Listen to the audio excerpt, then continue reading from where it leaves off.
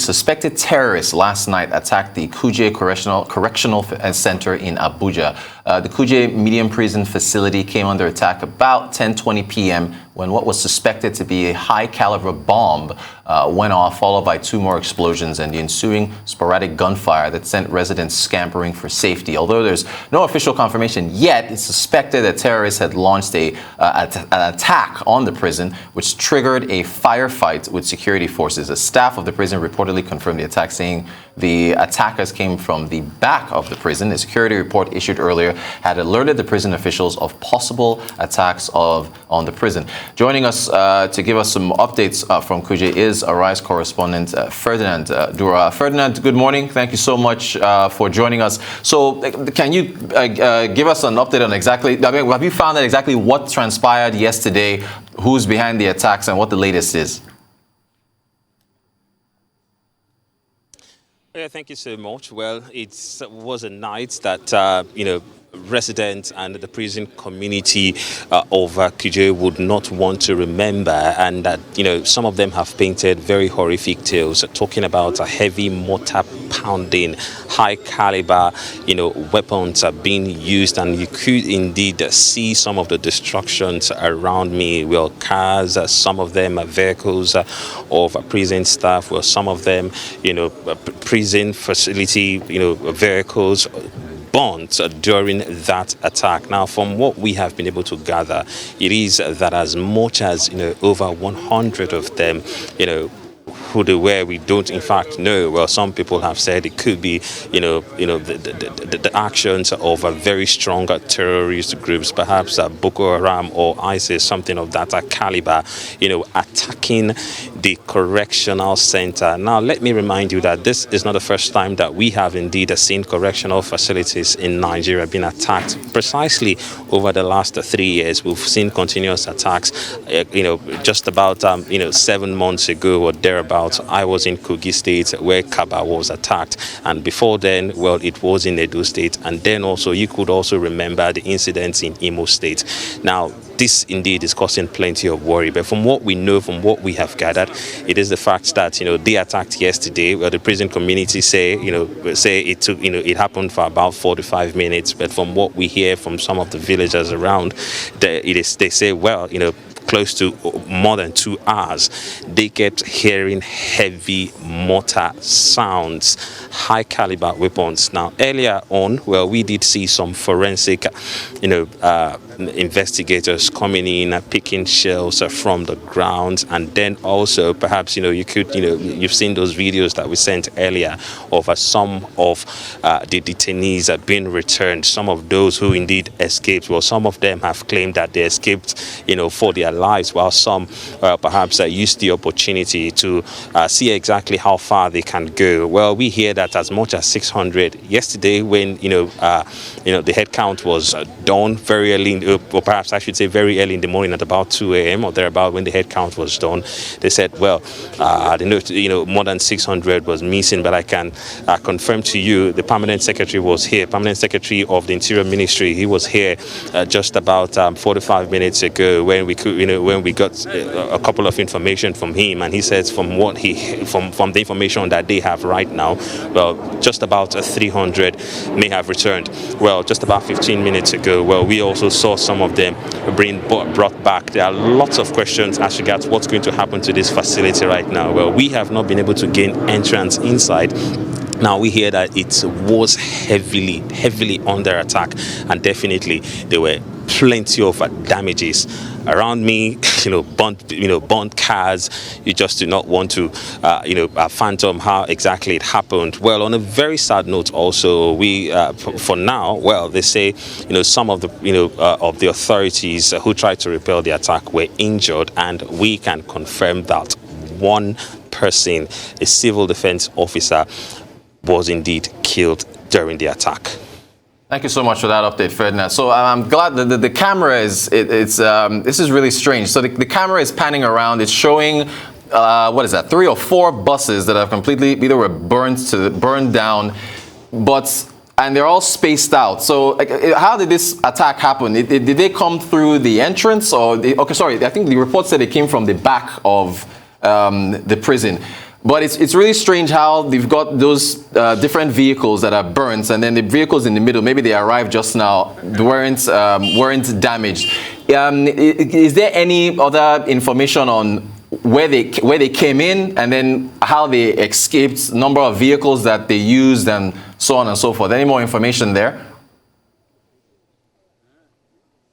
Well, it's indeed all very sketchy for now. Well, from what we hear and from what we've seen, well, there's a heavy damage, across the back, and that's exactly, what we hear. That's exactly where they say they actually came from, and from the kind of damage. Now, you could see, just by my left, you could see pillars, strong pillars, heavy pillars that did come down. Now, that's not the kind of damage that somebody does with a hoe or perhaps with a rod. Now, that's the kind of damage that would have happened with a heavy caliber weapon.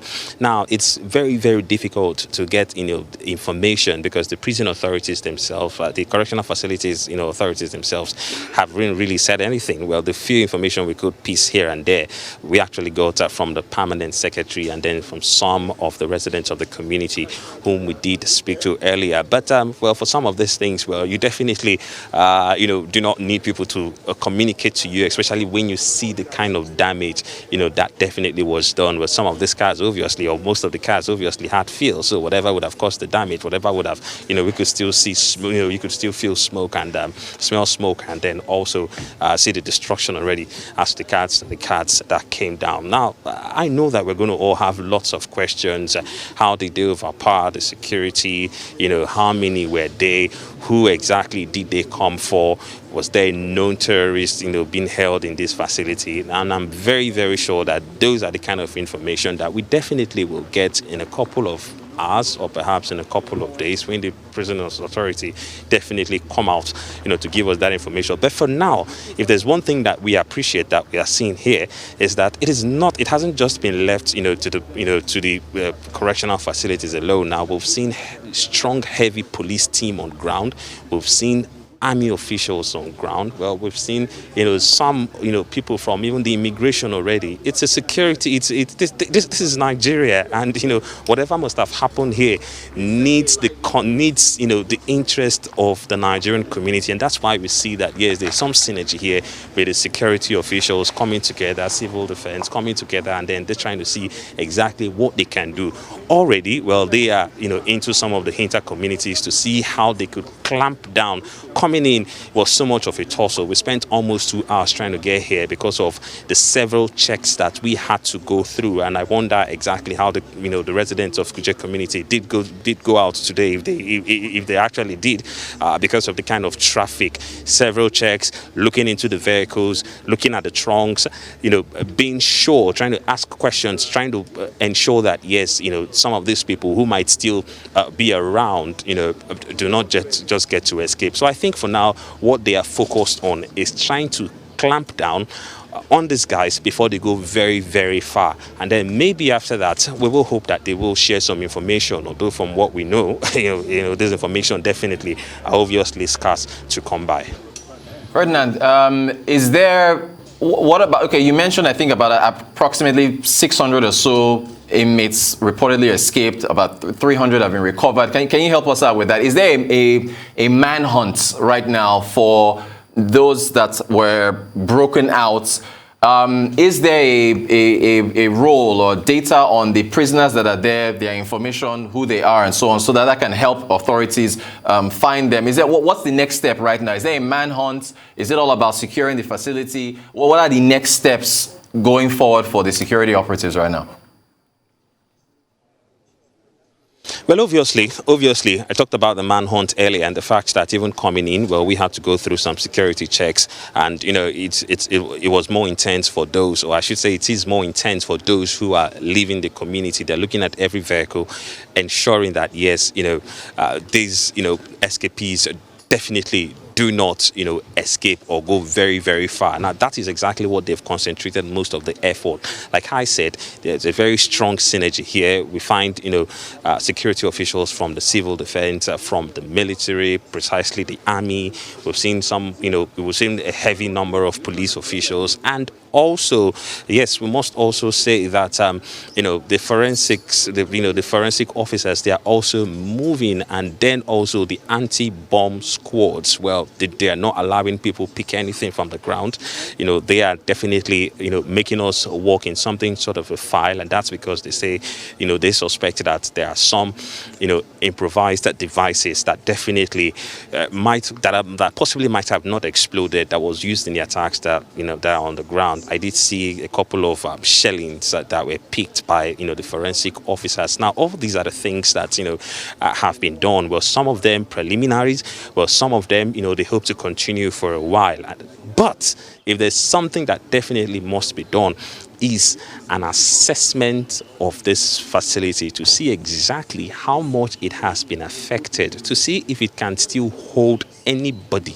Now, we cannot give you that information because we weren't allowed to go in because of the several things that have been happening. And then don't also forget that it's not the kind of facility where they want to allow cameras to come in and then just show. And but from what we see on ground, well, some kind of coordination. However, I think Nigerians will be much more relaxed if we try to see a security upgrade of these facilities.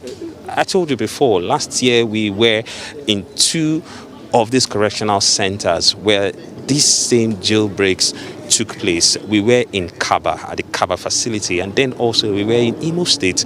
And, right now we are in Kuje, and lots of people will be asking questions, where next? Shouldn't we reinforce the security of these places, knowing the kind of, persons or the kind of suspects or perhaps convicted criminals who could be in some of these facilities, medium, maximum security prisons, all of them. I'm very, very sure that Nigerians will sleep better if we know that, yes, these places are reinforced security-wise.